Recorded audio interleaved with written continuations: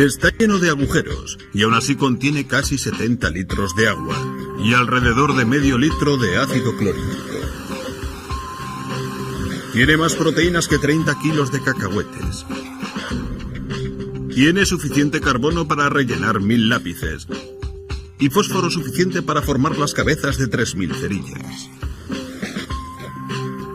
Lo que parece una colección de sustancias químicas en una bolsa que gotea es la estructura más compleja de nuestro planeta: el cuerpo humano.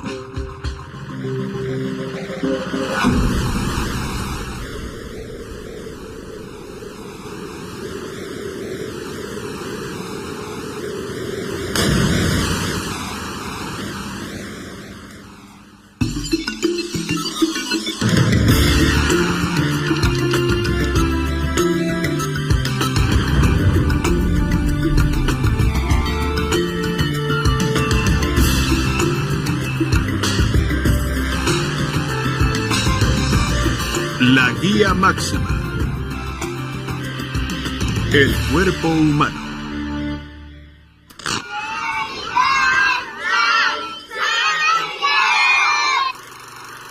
Cada día nacen 400.000 seres humanos.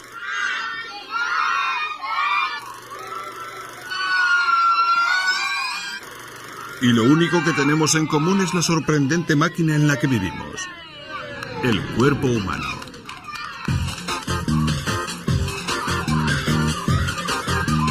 Durante su vida respirará el equivalente a 10 millones de globos llenos de aire. Procesará casi 30 toneladas de comida.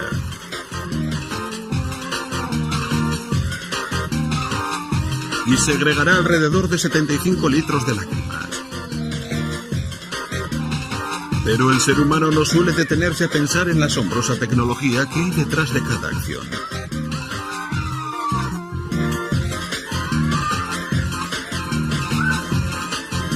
En el mismo centro del cuerpo, por ejemplo, se encuentra una estructura muy ingeniosa.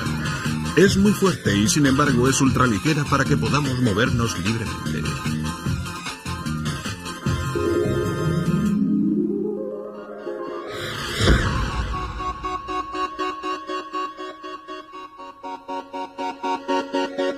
El esqueleto está formado por 206 huesos rígidos. Es una estructura que mantiene el cuerpo recto y forma una jaula protectora alrededor de los delicados órganos internos. El órgano más vulnerable del cuerpo recibe una atención especial. El cerebro está protegido por 22 huesos soldados entre sí que forman un casco protector natural.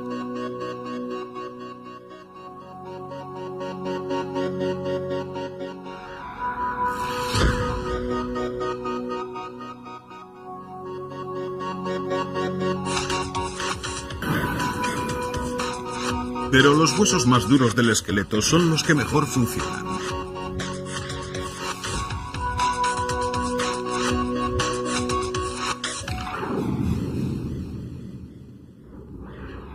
Cuando el cuerpo aterriza después de un enérgico salto, los huesos del fémur experimentan un impacto de casi media tonelada, una fuerza que destrozaría el mismo granito. El fémur está diseñado para sobrevivir a esta clase de tratamiento. Los extremos del hueso tienen una estructura de panal y están formados por arcos y puntales. Estos dirigen las fuerzas del impacto hacia la sección media, más fuerte y compacta. Es esta estructura de panal la que hace al hueso duro y ligero a la vez.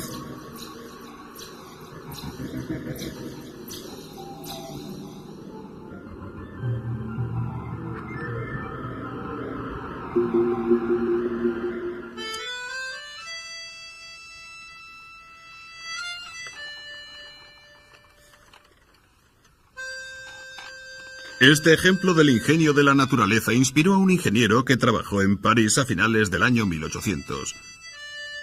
Quería construir la estructura más alta del mundo.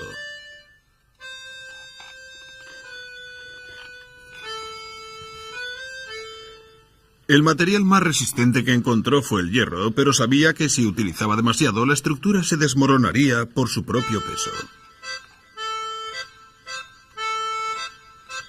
Siguiendo el ejemplo del fémur, el ingeniero utilizó el hierro solo donde debía dar consistencia a la estructura. Su nombre era Gustave Eiffel y su torre se convirtió en un icono.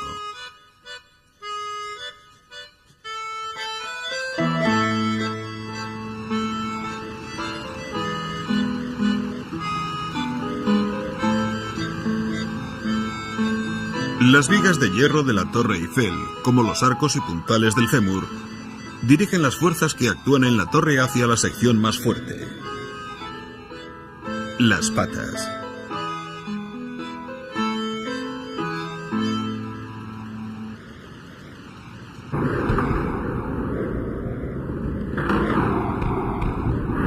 Pero a diferencia de la Torre Eiffel, los huesos no están anclados en ningún lugar.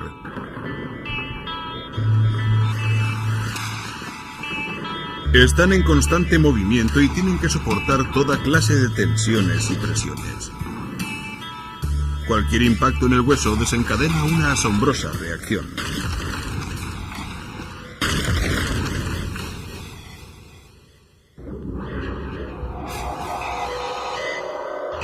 El impacto moviliza un ejército de máquinas constructoras de hueso microscópicas.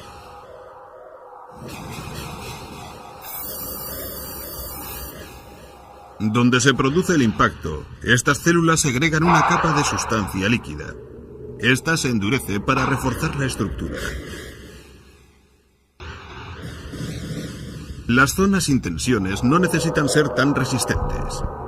Aquí las células destructoras de hueso utilizan ácido clorhídrico para disolver el hueso superfluo.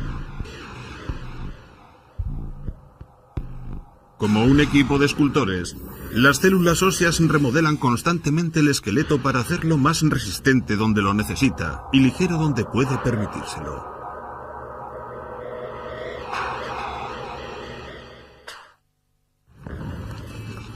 El cuerpo humano da unos 5 millones de pasos al año, y cada uno de ellos contribuye a formar nuestros huesos. A cada acción le sucede una reacción. El ejercicio fortalece el esqueleto. Conducir un coche lo debilita. A lo largo de sus vidas, los seres humanos esculpen así sus propios esqueletos. Las células óseas trabajan tanto que cada persona obtiene una puesta a punto completa de su esqueleto cada 10 años. Así que cualquiera que sea su edad, su esqueleto nunca podrá tener más de 10 años.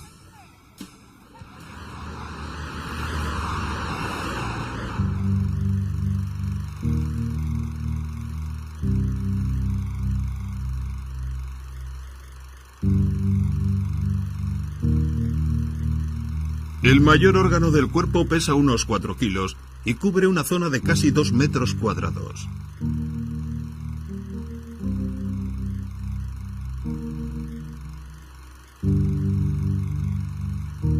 Frotarlo hace que se escame llenando nuestras casas de polvo.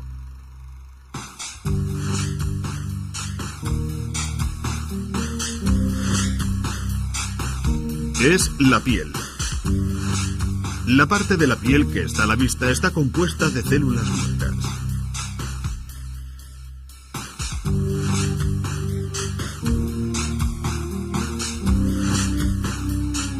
Estas se superponen como tejas bien aseguradas, haciendo el cuerpo impermeable.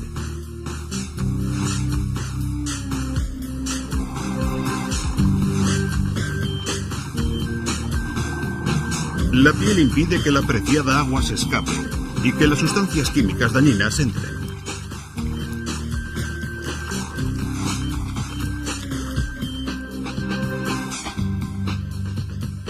Pero aparte de ser una barrera formidable, la piel tiene que ser flexible, a veces extremadamente adaptable.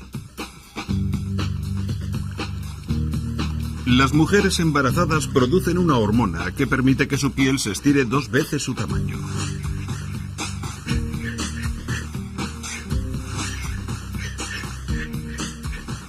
Pero la piel no es solo una capa protectora inerte. Es un órgano activo con una función vital. la piel mantiene el cuerpo frío. Esta cámara sensitiva al calor muestra en rojo y amarillo las zonas más calientes de un cuerpo en acción.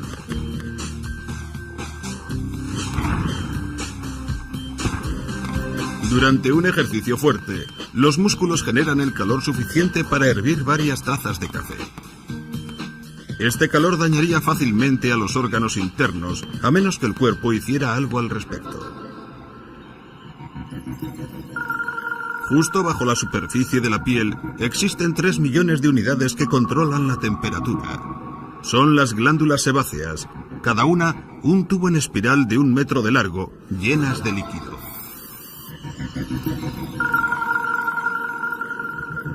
A medida que el cuerpo se calienta, el tubo se contrae y hace que las gotas de sudor afloren a la superficie de la piel.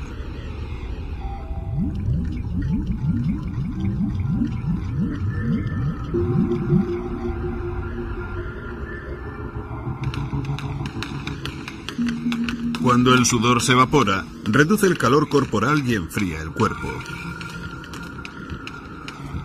Una persona que realiza un fuerte ejercicio físico puede expulsar 1 litro de sudor por hora.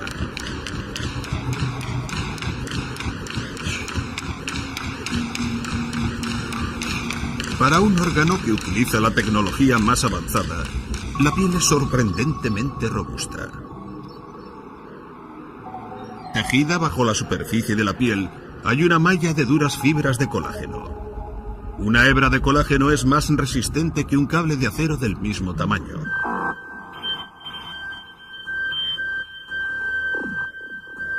Si a la piel le falta colágeno, se debilita. Esto no importa mucho hasta que nos vemos en una situación límite.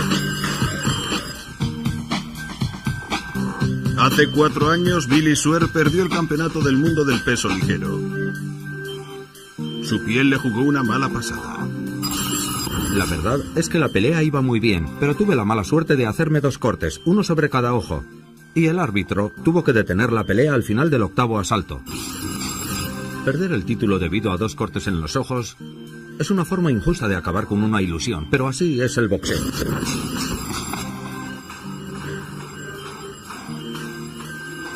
Billy ha intentado remediar la falta de colágeno en su piel, enriqueciendo su dieta y mediante tratamientos con rayos láser.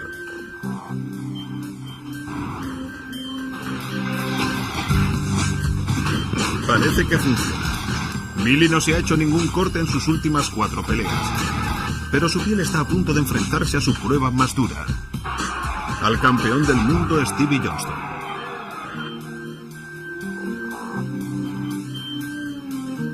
Creo que ha llegado mi hora y espero no tener problemas con los cortes esta vez.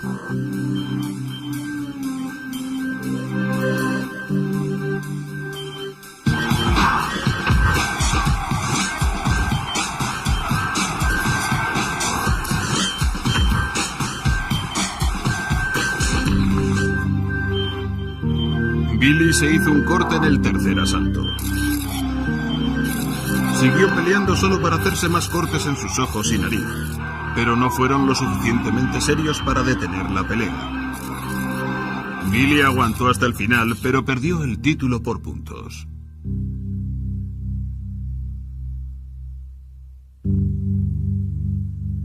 Es difícil de imaginar, pero con el tiempo los cortes de Billy se curarán. Esto es lo que hace que la piel sea tan singular.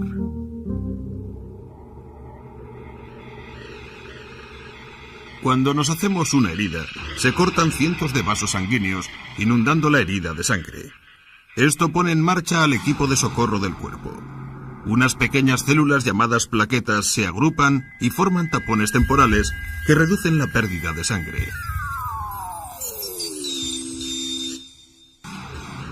Cadenas de proteínas forman una malla apretada que atrapa las células de la sangre. Y así se forma una postilla.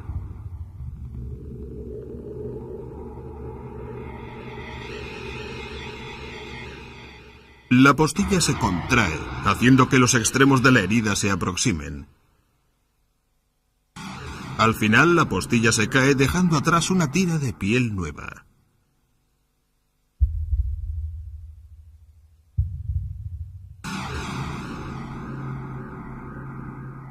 Este es Billy 3 meses después de la pelea.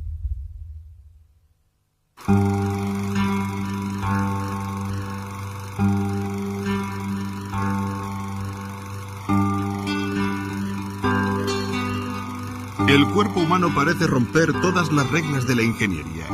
Es muy resistente y sin embargo se mantiene en pie gracias a unos cuantos centímetros cuadrados de piel y huesos. Esta es la razón por la que hemos desarrollado un sistema inteligente de caminar erguidos, pero debemos aprender a utilizarlo.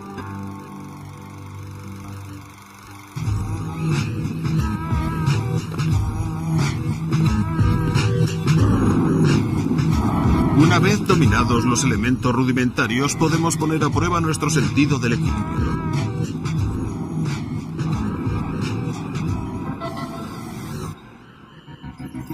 Cuando doblamos un miembro, fuerzas microscópicas miden la tensión de los músculos para asegurarse de que no nos inclinamos demasiado.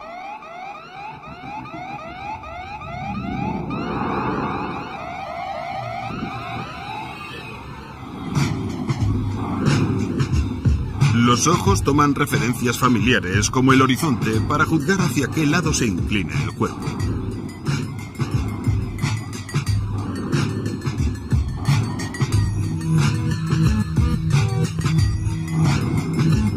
Pero la información más importante para el control del equilibrio procede del interior de nuestro cerebro. En el centro del oído interno se encuentran dos pequeños órganos en forma de saco. Cada saco contiene una sustancia gelatinosa cubierta de miles de cristales diminutos. Cuando inclinamos la cabeza, la gravedad empuja estos cristales hacia el suelo. El movimiento más ligero de estos cristales estimula a las células nerviosas que se encuentran en la gelatina para que emitan mensajes eléctricos. Esto informa al cerebro de qué lado nos estamos inclinando.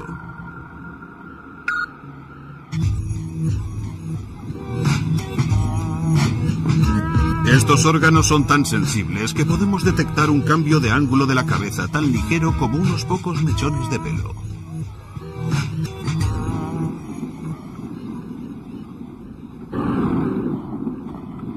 El único límite de nuestro sistema de equilibrio es que necesita la gravedad para funcionar. Motor principal encendido. 4, 3, 2, 1. Cohetes encendidos. Despegue.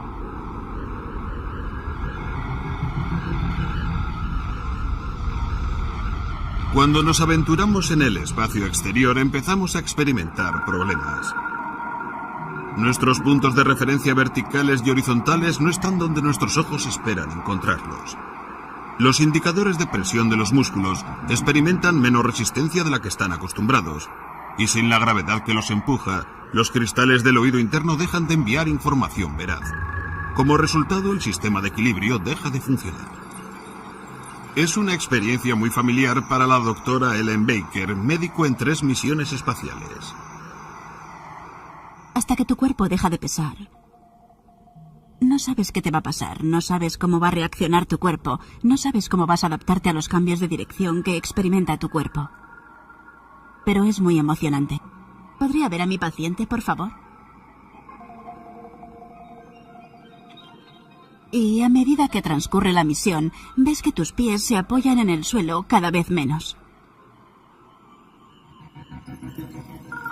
Está bien.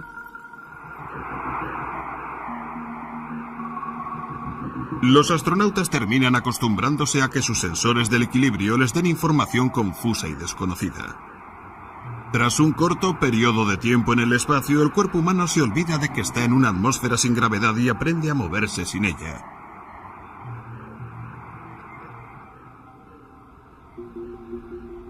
Y este es un problema cuando los astronautas regresan a la Tierra. Aterrizaje. Ha concluido una misión perfecta. Me resultó más difícil el viaje de vuelta que el de ida. Las sensaciones normales al mover la cabeza no son tales. Por ejemplo, cada vez que giraba la cabeza atrás y adelante, sentía que mi cuerpo también se movía para atrás y hacia adelante. Y algunas personas tienen la misma sensación cuando inclinan la cabeza hacia adelante. Sienten que se van a caer. Tardé unas 6 o 7 horas en acostumbrarme a andar sin sentirme mareada. Creo que todo el mundo tiene ese tipo de problemas a distinto nivel cuando regresan. Los astronautas experimentan una sensación parecida al mareo en alta mar cuando regresan a la gravedad, porque las señales que les llegan de sus cristales del oído, que ya se han despertado, no se corresponden con lo que sus ojos les dicen. Esto les confunde y desorienta. Todo astronauta experimenta una pérdida del sentido del equilibrio o andar curioso tras su regreso a la Tierra. Si les observa al andar bajo la lanzadera, por ejemplo, mientras intentan girar por las esquinas, dan pasos muy cortos y se agarran a ellas con su rodilla o codo. Muchos experimentan una curiosa ilusión cuando suben unas escaleras tras un viaje espacial. No sienten que suben por las escaleras, sino que están bajando por ellas. Tras el aterrizaje se somete a los astronautas a pruebas de equilibrio en una cabina controlada por ordenador. Para esta prueba, por favor, mantenga los ojos abiertos e intente mantenerse erguida. Allá vamos. Bill Pawlowski puede mover las placas de la base y el marco visual para evaluar la actuación de cada uno de los sensores del equilibrio. ¿Siente que sabe cuándo está erguida? Creo que sí. Creo que ahora estoy yendo hacia atrás. Y ahora siento que me estoy inclinando hacia adelante. Ha comprobado que el oído interno es el órgano más afectado. Oh, Bien. ¡guau! ¿Está bien? Así. Bien. Cuanto más tiempo se pasa en ingravidez, el cuerpo tardará más en readaptarse a la gravedad. Un astronauta puede tardar semanas en superar las náuseas y la desorientación.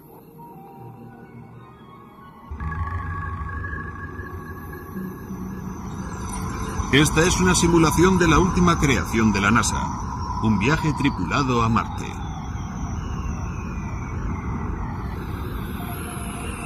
Tan pronto como aterrice, la tripulación tendrá que adaptarse a la gravedad del planeta, que es la mitad de la de la Tierra, pero suficiente para causar problemas. Las alteraciones que experimentan al aterrizar les colocan en un alto nivel de riesgo de sufrir una caída, y si alguien se cayese y se hiciera daño en la superficie de Marte, podría desbaratar la misión o podría afectar al accidentado durante mucho tiempo y tener unas consecuencias nefastas. Con el hospital más cercano a 6 meses de distancia, cualquier herida sería catastrófica.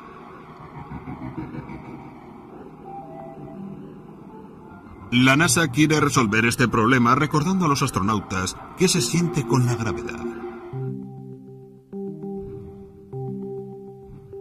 Su objetivo es procurarles una gravedad artificial, girándoles en una especie de centrifugadora durante breves periodos durante el vuelo.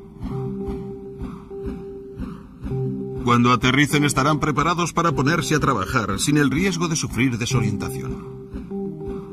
Cuando apliquemos esta terapia y los astronautas lleguen a Marte, estos serán capaces de caminar erguidos sin tener que esperar de 2 a 4 semanas para adaptarse a ese ambiente.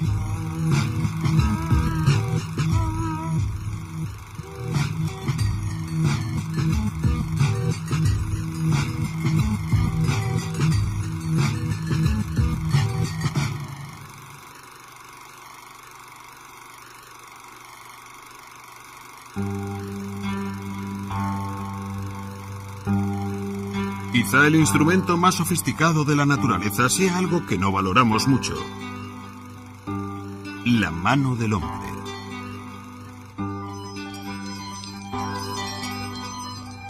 Solo nos acordamos de ella cuando necesita mantenimiento, pero la mano es una pieza de ingeniería mecánica única.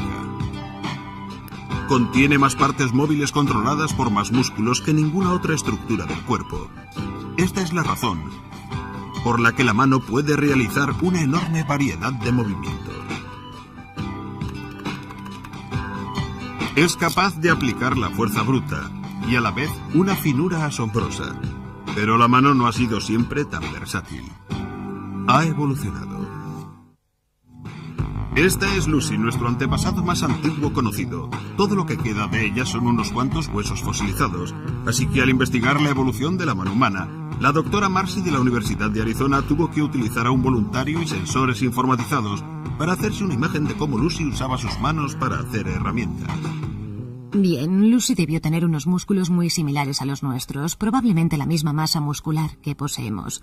y estos músculos debieron tener suficiente sujeción para que pudiera agarrar objetos con fuerza, porque en la construcción de herramientas se requiere sostener la herramienta con una mano y golpearla con la otra, e impedir que se nos escape de la mano. En la NASA, varios ingenieros han logrado en 5 años lo que la naturaleza ha tardado millones de años en conseguir. Han construido una mano robótica capaz de hacer casi todo lo que puede hacer la mano humana.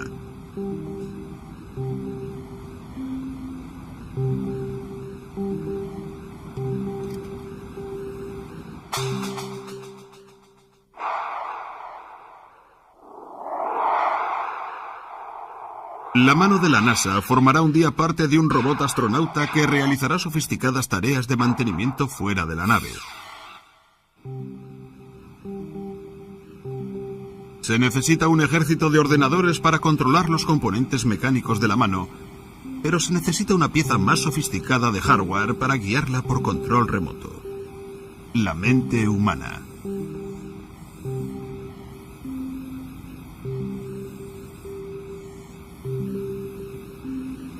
Hay un número infinito de posibles situaciones en las que es necesario utilizar la mano. Esta enorme tarea pone en apuros incluso al ordenador más potente.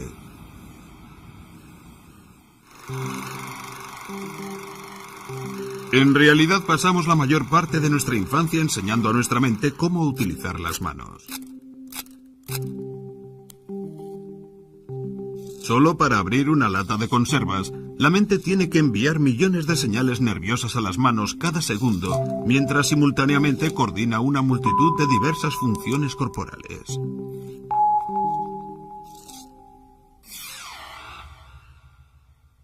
El cerebro es capaz de hacerlo gracias a que procesa la información de forma única. Divide el trabajo entre sus 100 billones de células, y a la vez cada una se comunica con otras 10.000 a través de una red de conexiones eléctricas. Para hacerse una idea de la escala de este sistema, imaginen que hacen una llamada telefónica.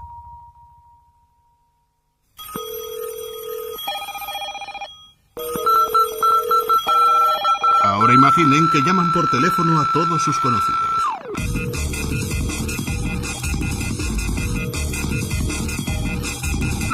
Ahora imaginen que cada ciudadano de una ciudad tan grande como Nueva York llama a todos los nombres que figuran en el listín telefónico.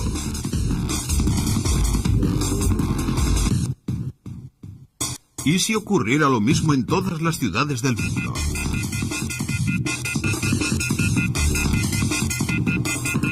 ¿Cuánto tiempo se tardaría? ¿Cuántas conexiones se harían?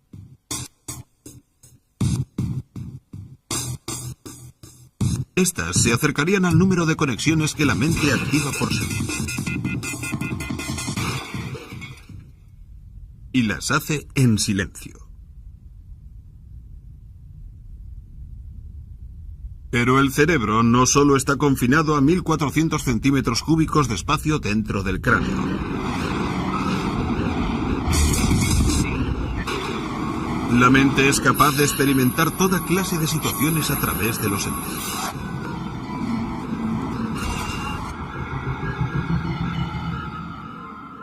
El sentido del tacto se vale de 5 millones de receptores sensoriales que viven en el interior de la piel. Cada pelo contiene un nervio en su raíz tan sensible que estalla a la más mínima presión. Basta con una mota de polvo.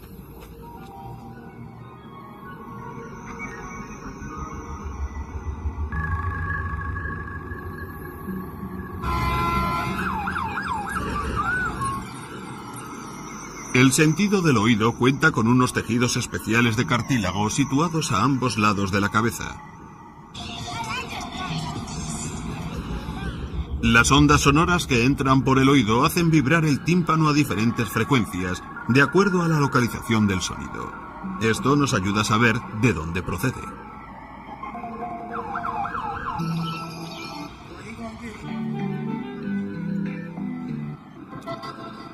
La superficie de la lengua dispone de 9000 detectores químicos. Estas yemas gustativas requieren tan solo de unas cuantas moléculas de sustancia para detectar si un sabor es dulce, salado, amargo o ácido.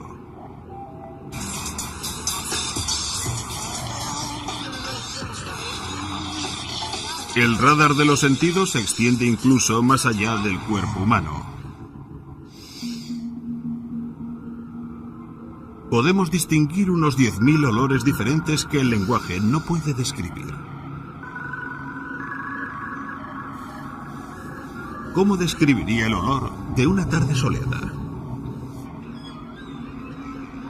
¿O de un niño recién nacido? Estamos literalmente bañados en olores, ya que las moléculas olfativas están flotando a nuestro alrededor todo el tiempo. Cada respiración envía millones de estas moléculas al interior de la nariz.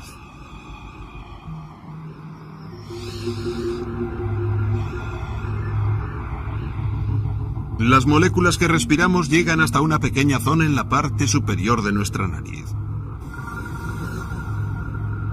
Esta zona está llena de millones de células nerviosas capaces de registrar los olores.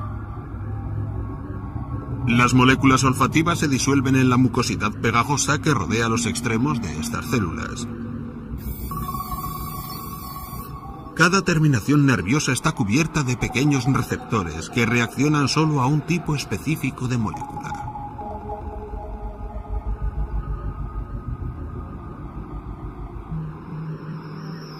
Una vez que estas moléculas quedan atrapadas en el receptor correcto, desencadenan impulsos eléctricos.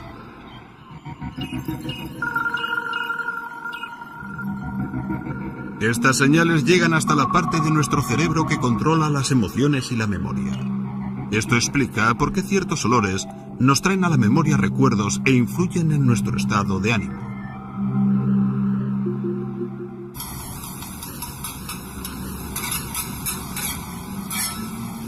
Esta parte consciente de nuestra mente traslada todas estas señales eléctricas desde la nariz hacia lo que percibimos como olor. Así que, al final, olemos con nuestras mentes.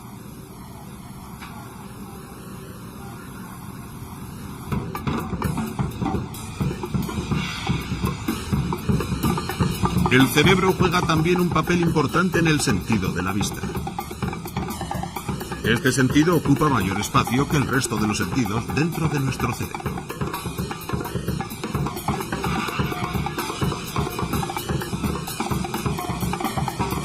Una imagen que golpea la retina desencadena una onda de actividad eléctrica que viaja a través del nervio óptico hasta llegar al cerebro.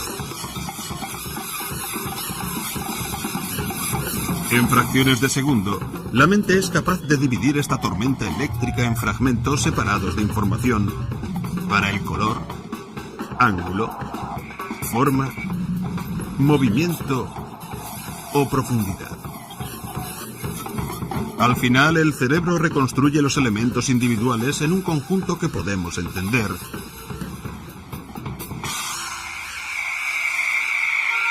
A menos que seamos ciegos.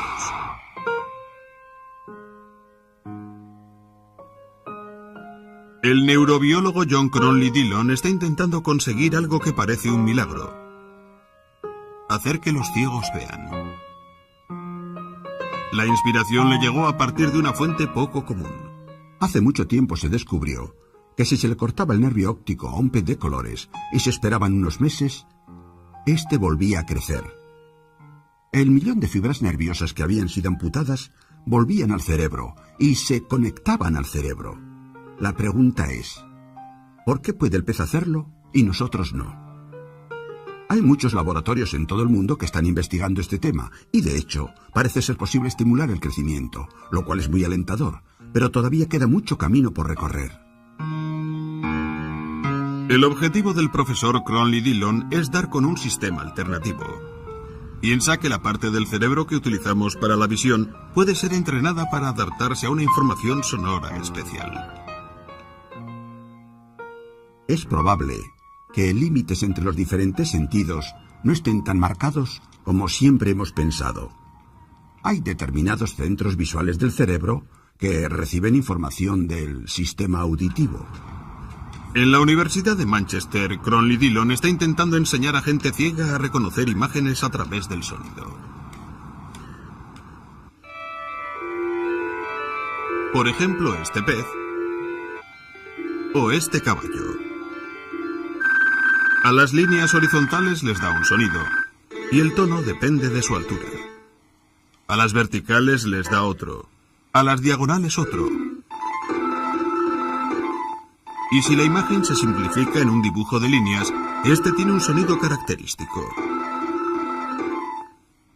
La imagen puede ser dividida en secciones más simples o tocada en su conjunto. Bien, tengo aquí un número de imágenes de escenas tomadas en esta zona, pero lo que voy a hacer es dejar que escuchéis la sintonía completa para toda la escena.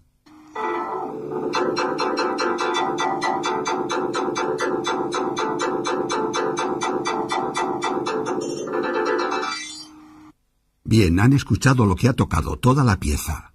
¿Puede decirme lo que cree que es? Creo que la mayor parte del dibujo consiste en un gran edificio porque se oyen todas las líneas verticales que indican que hay muchas ventanas. Así es. A la izquierda y derecha del edificio tiene que estar en primer plano porque parecen más grandes, en cierta forma, así que imagino que el árbol debe estar a la derecha, y a la izquierda podría hallarse el esbozo de quizá otro edificio. Sí, eso es. El principal objetivo del profesor Cronley Dillon es que la persona pueda llevar una cámara conectada a un ordenador que simplificaría las escenas y procuraría la sintonía musical apropiada actuando como ayuda, como lo hace el perro guía o el bastón. Es una forma de tocar el mundo, que es lo que hacen nuestros ojos. Tocan el mundo para nosotros a cierta distancia. Es cierto que el tacto hace eso por nosotros, pero con un bastón se está limitado a la distancia del propio brazo. Es un medio de suministrar información a la que hoy día no tiene acceso una persona ciega.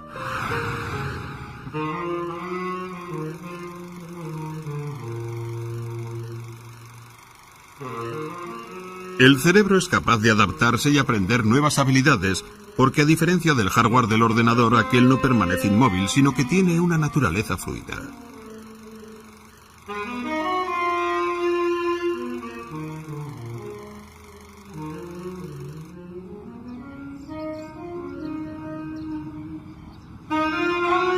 Imaginen que el cerebro es un lago y que cualquier experiencia es un guijarro que arrojamos al agua. Las ondas eléctricas se expanden por el cerebro como las ondas del lago.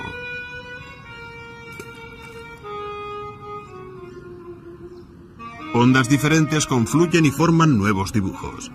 La superficie del lago está en constante cambio. Es lo mismo que le pasa al cerebro, que está continuamente renovándose. Cada pensamiento, cada emoción pueden crear una nueva conexión o reforzar una ya existente. Así es como aprendemos.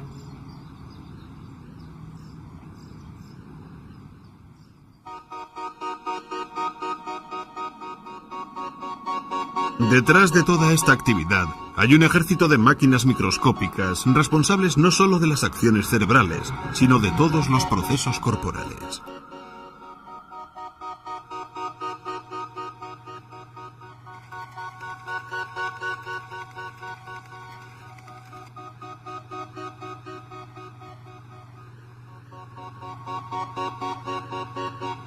El ser humano está formado por unos 50 trillones de células. Boyce Resberg, escritor científico convertido en biólogo, se ha centrado en la investigación de las maravillas de la célula. La piel está formada por células. El corazón está formado por células, los músculos que se encargan del movimiento del cuerpo. Todos ellos están constituidos por células, incluyendo el cerebro, que envía señales eléctricas de una célula a otra para que podamos pensar. Todos esos tipos diferentes de células funcionan básicamente de la misma forma. Si observamos el interior de la célula, veremos que tiene el mismo tipo de estructura.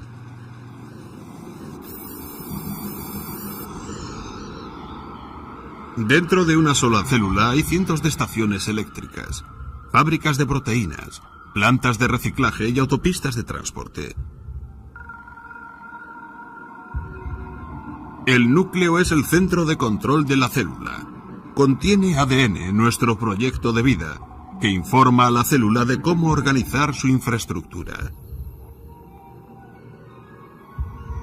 La pared exterior de la célula le permite apropiarse de las sustancias que necesita para estar viva.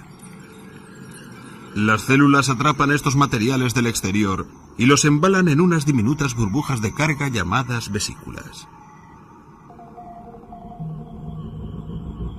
La burbuja viaja en una especie de vagón del tamaño de una molécula, que está enganchado a una de las vías monorraíles en miniatura que constituyen la red del transporte de la célula.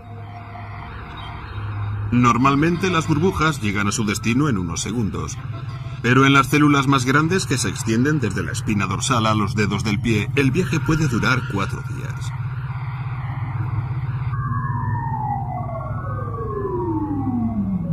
Cada burbuja lleva un código, una dirección química que la guía a un lugar particular. Cuando alcanza su objetivo, quizá un lisosoma, una de las muchas plantas de reciclaje de la célula, se sale de la vía y vacía su carga. El trabajo de esta planta de reciclaje es destruir esta materia prima y convertirla en bloques de construcción más pequeños que la célula utiliza para crecer.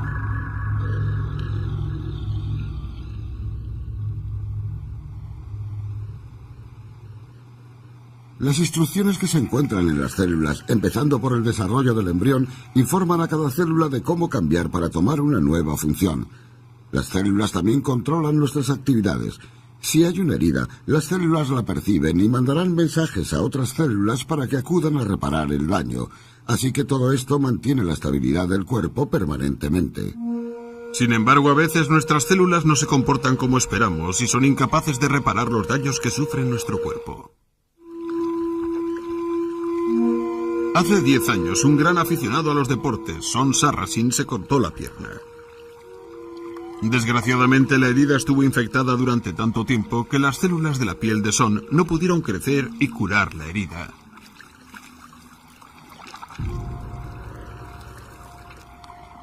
Resulta muy molesto cuando te haces una herida y una zona de tu piel no se cura como debiera. Si te cortas la mano o la cara, todo vuelve a crecer cuando las células comprenden que ha habido un daño. Pero eso no ocurría en mi pierna. Así que intentaron aplicarme un injerto de piel, el cual falló. Lo intentaron de nuevo y fallaron. Esta es la razón por la que tomaron unas medidas diferentes. Son es una de las 3.000 personas que ha recibido un tratamiento revolucionario. Un injerto de piel artificial.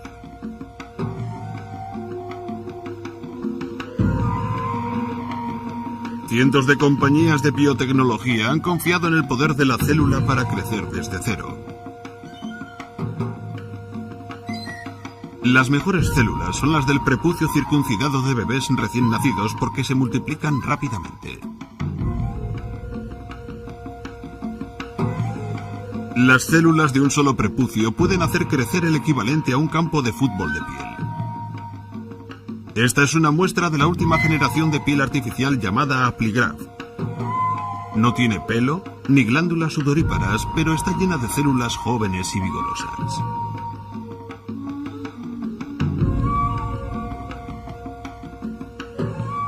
Su pierna tiene buen aspecto. Creo que ha empequeñecido desde su última visita. La voy a medir. Ahora mide 55 milímetros. Así que se ha recuperado casi una mitad en el último mes. Y debería estar curada en un 80% desde que colocamos el Apligraf. He enseñado a las células de mi piel a crecer cuando no lo habían hecho durante mucho tiempo. He experimentado un proceso curativo sorprendente.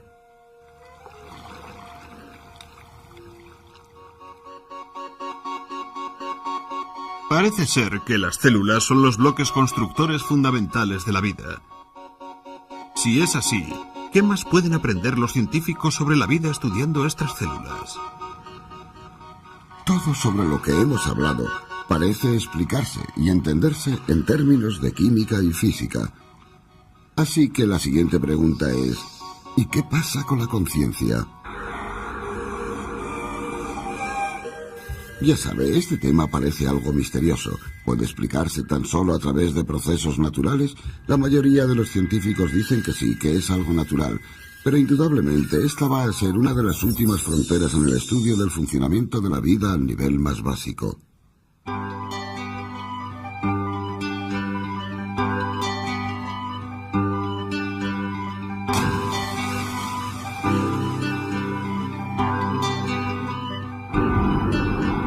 ¿Podría ser verdad que nuestros sorprendentes cuerpos no son sino el resultado de factores físicos y químicos?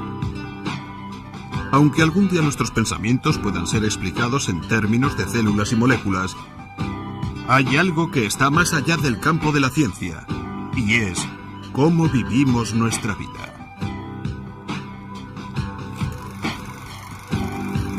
Nuestras experiencias y memorias nos hacen ser quienes somos. Habitantes únicos de la máquina más compleja de la naturaleza, el cuerpo humano.